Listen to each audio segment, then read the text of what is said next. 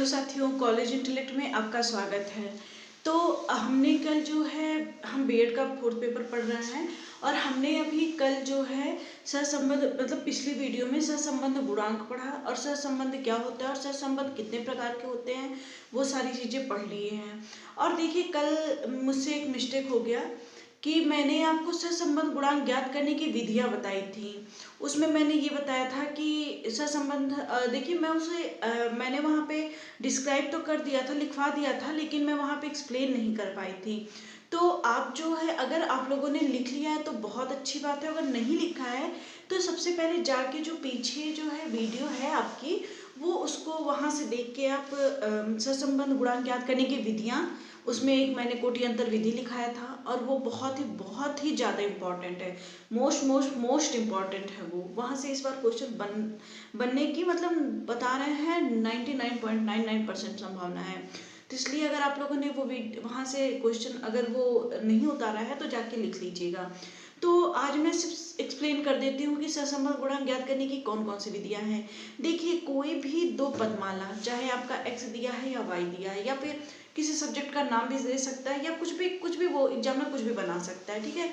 कि कहीं x why they दिया तो आप कंफ्यूज हो गए कि एक्स वाई नहीं, एक्स वाई दिया, आपने एक्स वाई पढ़ाया था मैम और आया हमारे इतिहास भूगोल विज्ञान, किसी भी सब्जेक्ट का नाम आ सकता है आपसे या फिर किसी भी संस्था का नाम, वो कुछ भी दे सकता है, एग्जामिनर के ऊपर डिपेंड करता है। देखिए इसलिए हमें क्या बोला गया, हमने यहाँ पे जो सहसंबंध गुणांक ज्ञात करने की विधियों में हमने कहीं भी एक्स और वाई का नाम नहीं लिया है।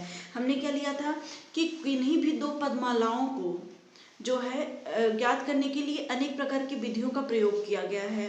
लेकिन उसमें जो सबसे इम्पोर्टेंट दो विधियां हैं, एक है गुणनखंड विधि है, एक है कोटि अंतर विधि, एक गुणनघात विधि है। पहला है गुणनघात विधि और दूसरा है कोटि अंतर मापन विधि, ठीक है, कोटि अंतर विधि। तो ये जो कोटि अंतर विधि है वो बहुत ही इंपॉर्टेंट है। तो चलिए समझ लेते हैं पहले कोटि अंतर विधि क्या होता है।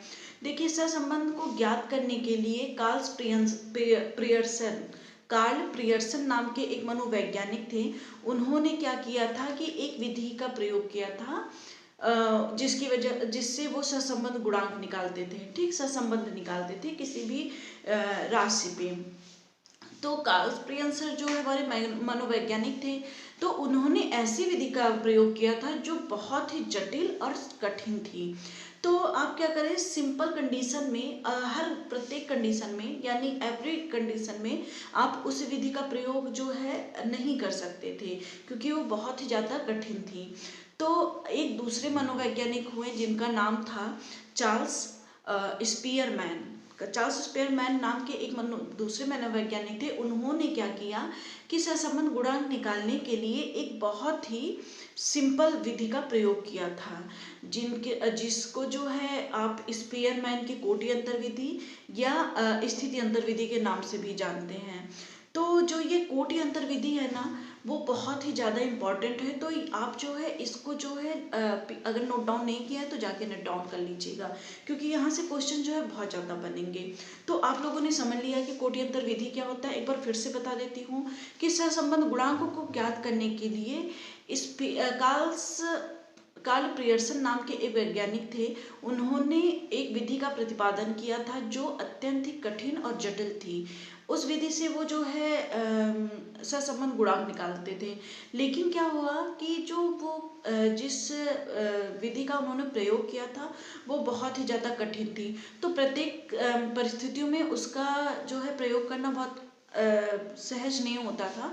तो हमारे एक दूसरे मनोवैज्ञानिक हुए जिनका नाम चार्ल्स स्पीयरमैन था। उन्होंने क्या किया कि एक बहुत ही सिंपल विधि का प्रतिपादन किया जिससे आप किसी भी कंडीशन में जो है कोटि अंतर विधि से सहसंबंध गुणांक निकाल सकते हैं। और इन्हीं के नाम पे, चार्ल्स स्पीयर के नाम पे ही स्पीयरमैन स्थिति अंतर विधि या स्पीयरमैन कोटि अंतर विधि जो है इस विधि का नाम पड़ा। तो सहसंबंध गुणांक ज्ञात करने के लिए हमने 2 विधियों को देख लिया है। तो जो कोटि अंतर विधि हमारी है बहुत ज़्यादा इंपॉर्टेंट है, इस बार यहाँ से शायद क्वेश्चन बन जाए आपके। तो जब हम शायद लगा दे रहे हैं और बता रहे हैं कि इम्पॉर्टेंट है, तो फिर आपको क्या करना है, ये बहुत ही सिंपल है, आपको 2 मिनट में आपका आंसर आ जाएगा।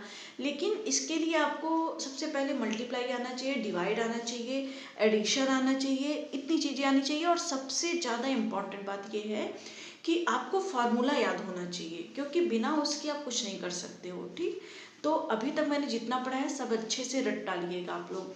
तो अब बात करते हैं कि कोटि अंतर विधि का। तो पहले हम डिफाइन कर देते हैं। और एक चीज़ मैं आप लोग को और बता दूं कि यहाँ पे जो कोटि अंतर विधि दिया हुआ है उसमें मैंने 4 क्वेश्चन दिए हुए हैं।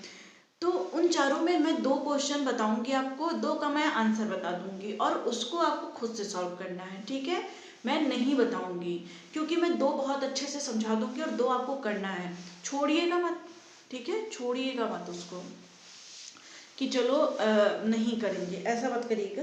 तो चलिए हम बात करते हैं। सबसे पहले हम बात करेंगे कि ये होता है, देखिए जो पी टेढ़ा करके पी लिखा रहता है ना, वो उसको बोलते हैं रो। इंग्लिश में आरएचओ बोलते हैं और हिंदी में र पे ओ की मात्रा रो उसको बोला जाता है। और एक चीज देख लीजिएगा, बहुत लोग को इसकी वैल्यू जैसे ई की तरह नहीं दिखता है, उसका नाम सिग्मा होता है, उसको सिग्मा पढ़ते हैं। सिग्मा का मतलब क्या होता है, एडिशन यानी योग। तो चलिए समझते हैं। रो इक्वल टू क्या होता है, 1 minus 6 sigma D square divided by n, bracket में एन स्क्वायर माइनस 1। ये फार्मूला सबको याद होना चाहिए, बहुत ही ज़्यादा इंपॉर्टेंट। मैं शुरू से बताते चली आ रही हूँ कि मोड, मीन, मीडियन और ये सहसंबंध गुणांक यानी कोरिलेशन, ये बहुत ही ज़्यादा इंपॉर्टेंट टॉपिक है। तो आप ये छोड़ के मत जाइएगा इसको। तो दिया है जहां रो इक्वल टू सहसंबंध गुणांक का क्या है, प्रतीक है। एन इक्वल टू क्या है, पदों की संख्या। एन स्क्वायर इक्वल टू क्या है, पदों की संख्या का वर्ग। और डी स्क्वायर क्या है, क्रमों के अंतर का वर्ग। अभी आप सोच जाएंगे क्रमों के अंतर का वर्ग क्या है। चलिए मैं क्वेश्चन में जब समझाऊंगी आपको तो आपको बहुत अच्छे से समझ में आ जाएगा कि क्रमों के अंतर का वर्ग क्या बोल रहा है। ठीक है, तो यहाँ पे मैंने कुछ क्वेश्चंस दिया है, पहले आप इसकी स्क्रीनशॉट ले लीजिए या तो उतार लीजिए, जो भी आपको करना है कर लीजिए। और उसके बाद मैं फिर, क्योंकि मैं इरेज करूंगी और मैं सिर्फ 2 क्वेश्चन छोड़ूंगी जो मैं आपको बताऊंगी। ठीक है, और मैं हाँ 2 जो रहेगा मैं उसका आंसर भी आपको बता दूंगी कि क्या आंसर आएगा। तो देख लीजिए, आप देख लीजिए और मैं आपको आंसर बता दूं कि ये जो देखिए, ये मैं पहला और दूसरा 2 क्वेश्चन बताऊंगी, तीसरा और चौथा दोनों आपका होमवर्क है।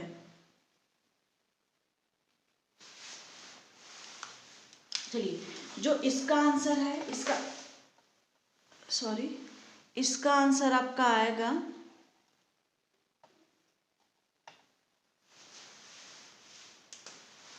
इसका आंसर आएगा आपका 0.96, ये आएगा। और इसका आंसर आएगा 0.92। ये दोनों क्वेश्चन आपको करने हैं, क्योंकि मैं 2 ही क्वेश्चन बताऊंगी। ठीक है, तो इसलिए आप जो है परेशान मत होइएगा। मैं अच्छे से पहला क्वेश्चन ही मैं आपको अच्छे समझा दूंगी, आप मुझसे बोलेंगे कि मैम दूसरा क्वेश्चन मत बताइए हमें, हम कर लेंगे। तो ये गारंटी मैं आपको दे रही हूँ। तो मतलब अच्छी बात है ना कि आपको इससे आइडिया तो लग गया होगा कि मैं इतने अच्छे से आपको समझा दूंगी कि आपको प्रॉब्लम नहीं होगी। तो आपने देख लिया है।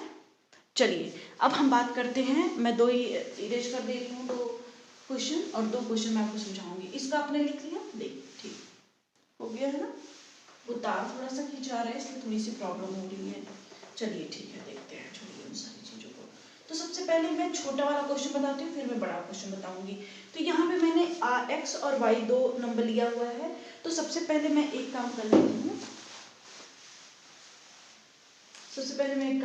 यहाँ मैं y की वैल्यू उतार लेती हूँ। तार खिंचा क्यों रहा है, छोटा क्यों लग रहा है। तो 1 सेकेंड रुकिएगा आप लोग।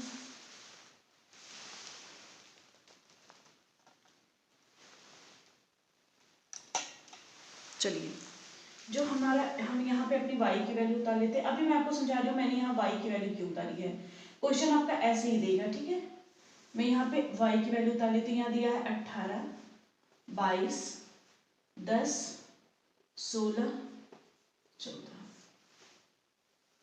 देखिए, अब यहाँ से मैं y की वैल्यू इरेज कर दे रही हूँ।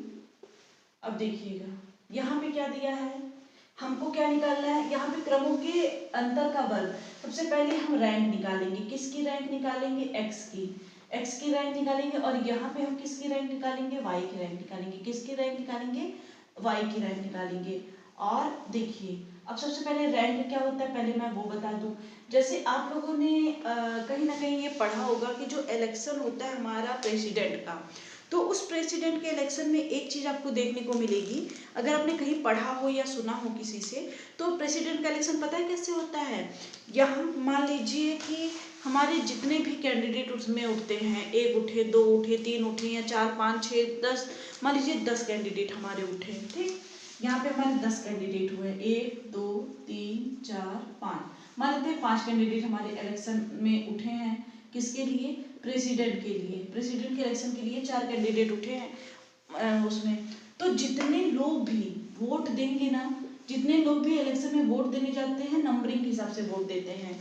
वो क्या करते हैं, जैसे हम लोग क्या करते हैं, हमारा जो नॉर्मल इलेक्शन होता है, तो उसमें क्या किया जाता है कि जब हम वोटिंग करते हैं तो हम किसी एक सदस्य को चुनते हैं, लेकिन जब आपके राष्ट्रपति का चुनाव होता है उसमें आपको वरीयता के क्रम पे चुनना होता है, कि आपको जो व्यक्ति सबसे अच्छा लग रहा हो उसको पहला नंबर, दूसरा उससे ठीक लग रहा हो तो उसको दूसरा नंबर, चौथा तीसरे नंबर पे लग रहा है तो उसको तीसरा नंबर देते हैं। मतलब कि मान लीजिए ए वोट करने गया राष्ट्रपति के इलेक्शन में, मान लीजिए उसको ए पसंद है तो वो इसको पहला नंबर दे देगा ए को, इसको दूसरा पसंद है दूसरे, तीसरा पसंद है दूसरे नंबर पे, फिर दूसरा पसंद है तीसरे नंबर पे, फिर ये चाहता है कि पांचवा अगर कोई ये भी ना बने तो पांचवा मुझसे बने, चौथा नंबर। इस क्वेश्चन में हम देखते हैं, तो जैसे भी मैं प्रेसिडेंट का इलेक्शन बता रही थी, तो आप सब लोग मुझे बताएंगे कि हमारी जो वर्तमान की प्रेसिडेंट है वो कौन है।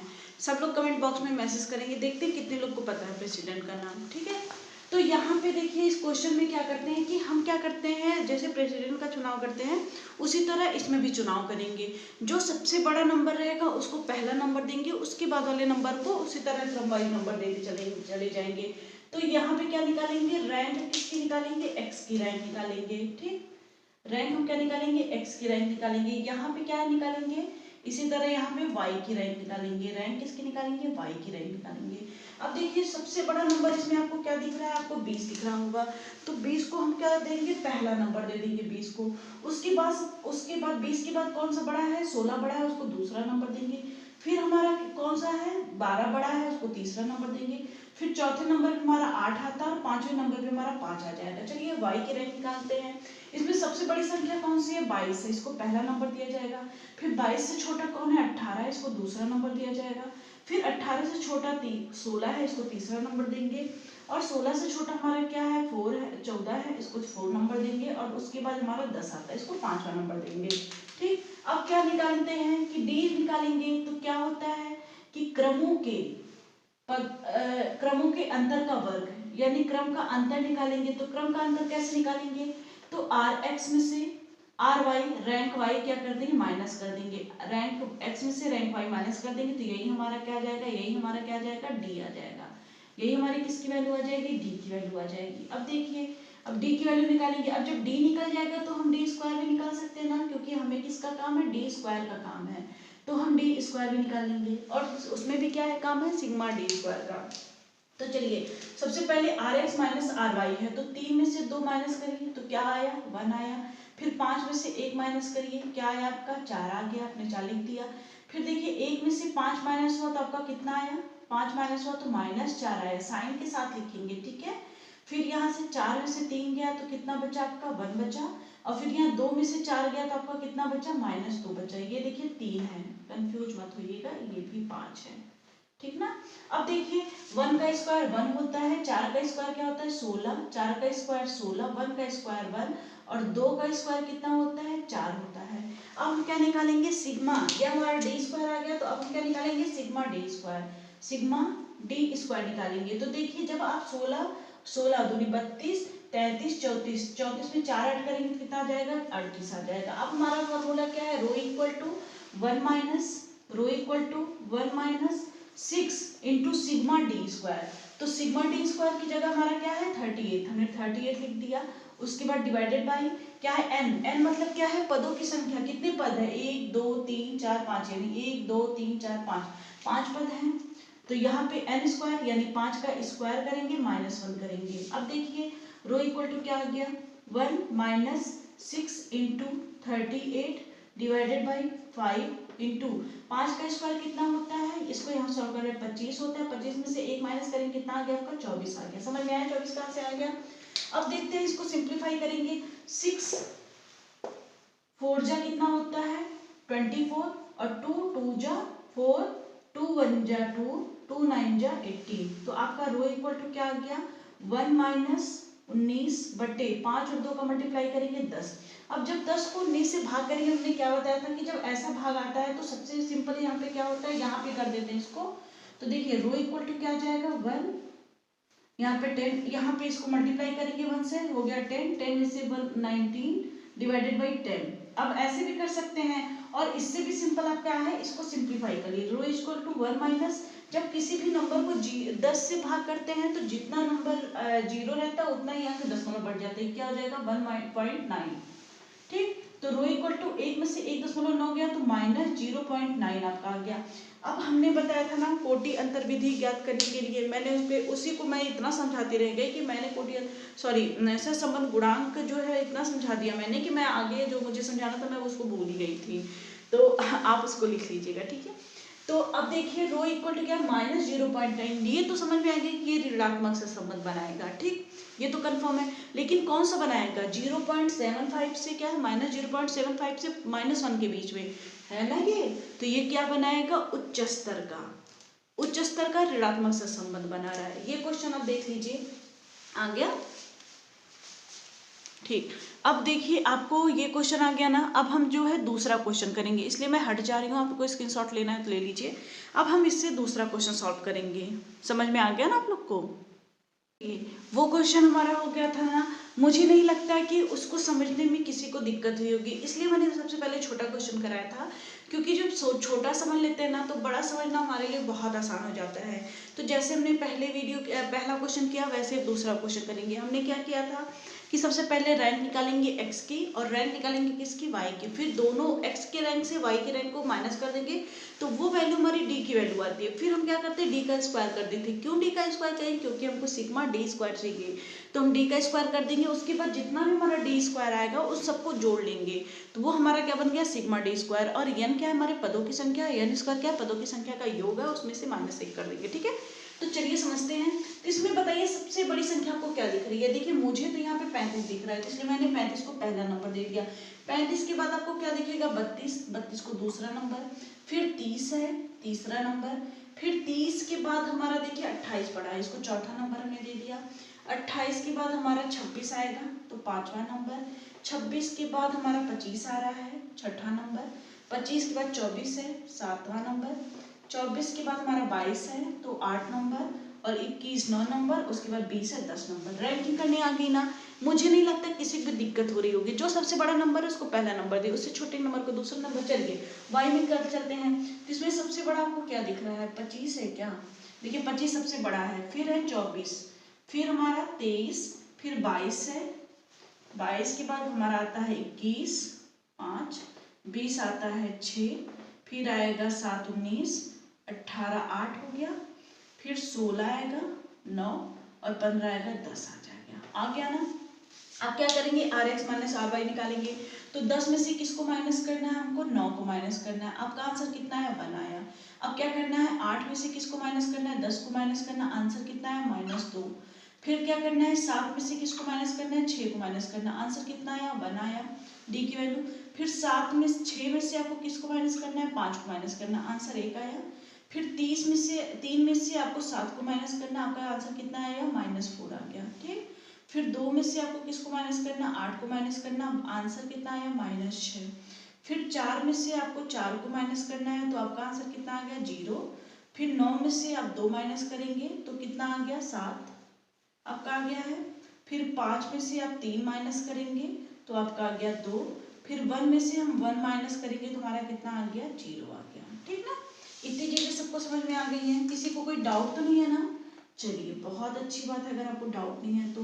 अब देखिए हम क्या करेंगे, स्क्वायर करेंगे। एक का स्क्वायर एक होगा, दो का स्क्वायर चार हो जाएगा, एक का स्क्वायर एक, एक का स्क्वायर एक, दो, चार का स्क्वायर 16, माइनस है तो क्या हुआ -4 इंटू -4, यही तो 4 का स्क्वायर है। और 4 चौके 16, और ये जो एक माइनस दो माइनस दोनों मिलके प्लस बन जाते हैं। ठीक है, समझ में आ गया ना। तो ये भी 6 के 36 हो जाएगा, और ये 0 हो गया आपका, 7 7 जा 49, 2 2 जा 4, और ये कितना हो गया 0। अब जब आप सिग्मा डी स्क्वायर निकालेंगे तो आप जोड़ लीजिएगा 112 आपका आएगा। कितना आएगा 112, आप जोड़ लीजिए, एक बार आप काउंट कर लीजिए, देख लीजिए कहीं गलती तो नहीं है ना।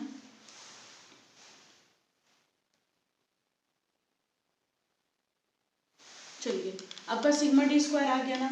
तो अब हम अपने फार्मूला पे लगाएंगे, जोड़ लीजिएगा, जोड़ लीजिएगा। अब हम हमारा फॉर्मूला क्या है, रो इक्वल टू क्या है 1 minus rho equal to 1 minus 6 into sigma D square. Sigma D square कितना है 112, ठीक, बटे n, पदों की संख्या कितनी है 10 है, 10 पद है ना, देख लीजिए 1 2 3 4 5 6 9 10, 10 पद हैं। फिर देखिए 10 का स्क्वायर करेंगे -1 है। अब क्या आ गया, rho equal to 1 minus 6 into 112 divided by 10 into 100 का स्क्वायर, 10 का स्क्वायर होता है 100, माइनस 1 करेंगे तो ये हो गया 99। आप डायरेक्ट कर लीजिएगा, मैं शॉर्टकट कर दे रही हूँ, आप स्टेप मत छोड़िएगा, क्योंकि स्टेप पे नंबर है 2 3 6 2 25 10, 3 त्रिका 9, 3 त्रिका 9। अब देखिए ये कटेगा क्या, 3 नहीं कटेगा, 3 त्रिका 9, 10 11 12 32 नहीं आता है ना 3 के टेबल में, 3 7 21 3 8 24 3 9 27 3 9 30 33 आता है। तो रे इक्वल टू क्या हो जाएगा 1 माइनस ये 112 है, और 5 3 15, अब 5 3 15 1 16, 165 हो गया। अब रो इक्वल टू, अब डायरेक्ट इसको कर लीजिए, या 1 165 माइनस 112 करिए, दोनों बात है, आप डायरेक्ट 112 को 165 से भाग दे दीजिए, तब भी आ जाएगा 165। ये आपका क्या बनेगा, 165 में से 12 गया तो 3 बचा, यहाँ पे 6 में से 1 गया तो 5 बचा, 53 बचा, और इसमें भाग करना है 165 से। जब आप 165 से भाग करोगे तो देखिए, भाग करना तो मैं कितना बताऊँ आपको, भाग करना तो आपको आ ही गया होगा। कैसे भाग करेंगे, देखिए सिंपल मैं बता देती हूँ। 165 से भाग करेंगे, कितने भाग करना है 53 में, तो दशमलव बढ़ाएंगे, यहाँ पे 0 हो जाता है। जैसे ही हम दशमलव बढ़ाते हैं तुरंत हमारा क्या होता है, 1 0 बढ़ जाएगा, 1 0 बढ़ जाएगा ना। वैसे मुझे ये भाग करना आप लोग को नहीं बताना चाहिए, क्योंकि आप लोग कई बार सीख चुके हैं। तो ये कितनी बार में नियर अबाउट जाएगा, देखिए 4 बार में ये ज्यादा हो जा रहा है ना, तो कितनी बार में जाएगा 3 बार में, 3 5 15, 1 कैरी, 6 3 18 19, 1 कैरी, 3 1 3 1 4, ये हो गया ना, माइनस करेंगे 5 हो गया, ये हो गया 12, 9 10 11 12, 3 हो गया। अब देखिए कितना बढ़ जाएगा, 0 हो जाएगा ना। अब ये कितनी बार में जाएगा 400, तो ये मेरे समझ से 5 बार में चला जाएगा कि 4 बार में जा रहा है, देख लीजिएगा, 10.4, तो 5 3 5 25 के 5 हाथ में लगा 2, 5 36 2 32 के 2 हाथ में लगा 3, 5 1 5, ज्यादा हो जा रहा है ना, ये ज्यादा हो जा रहा है, सही है ना। और ये कितना आ जाएगा, 2 बार में जाएगा, देख लीजिए पहली बार 3 बार में गया है तो 2 ही बार में जाएगा, क्योंकि आपका ज़्यादा हो जा रहा है, 2 बार में जाएगा, ठीक, ये 2 बार में जाएगा। चलिए ये 2 हो जाएगा, आपका आंसर कितना, रो इक्वल टू 0.32, और एक आगे और लिख लीजिए, या 32 ही रहने दीजिए। तो अब ये देखिए आपका कौन सा आंसर, यही आपका आंसर आ गया। लेकिन ये आपका कौन सा गुणांक बन रहा है, ये देखिए पहली बात तो ये धनात्मक बन रहा है, ये तो कंफर्म है। लेकिन ये किसके बीच में 0.5 से और किसके 0.75, तो ये कहीं ना कहीं ये आपका जो है किस स्तर में आ रहा है, मध्य स्तर में आ रहा है। तो यह धनात्मक मध्य स्तर का गुणांक है, कौन सा है, धनात्मक मध्य स्तर का गुणांक है। और इसके बाद जो 2 क्वेश्चन आपका था वो आपका होमवर्क रहेगा, और आपको उसको करके आना है, वो कंपलसरी है। अब देखिए जो मैं अगला क्वेश्चन बताऊंगी आपको, या तो अभी वीडियो अगर ज़्यादा बड़ी होगी तो मैं दूसरे को वीडियो में उसको दूसरा वीडियो बना दूंगी।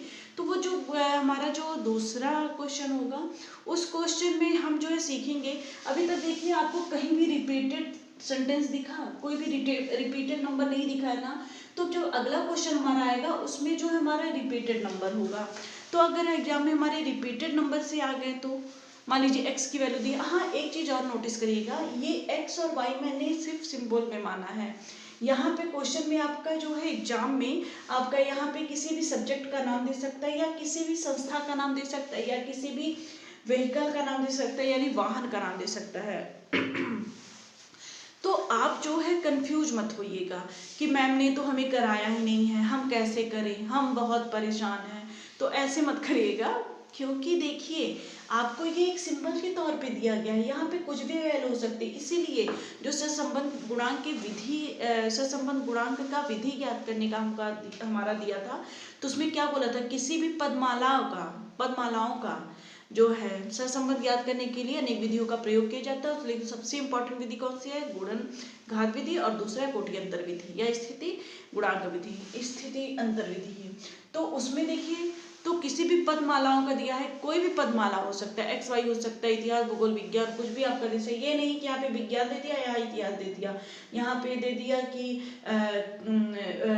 मान लीजिए यहाँ पे दे दिया किसी भी सब्जेक्ट का रीजनिंग दे दिया, यहाँ पे साइंस दे दिया। और इतना ही नहीं, आपका यहाँ दे दिया किसी भी फोन का नाम, यहाँ नोकिया दे दिया, यहाँ सैमसंग दे दिया, इसके अलावा यहाँ पे कुछ भी दे सकता है। तो आप कंफ्यूज मत होइएगा कि मैम ने पढ़ाया नहीं है, हमारा तो क्वेश्चन ये आ गया तो हम कैसे करें। ये लॉन्ग क्वेश्चन में आएगा, 10-12 नंबर का जो भी आता है उसको देख लीजिएगा।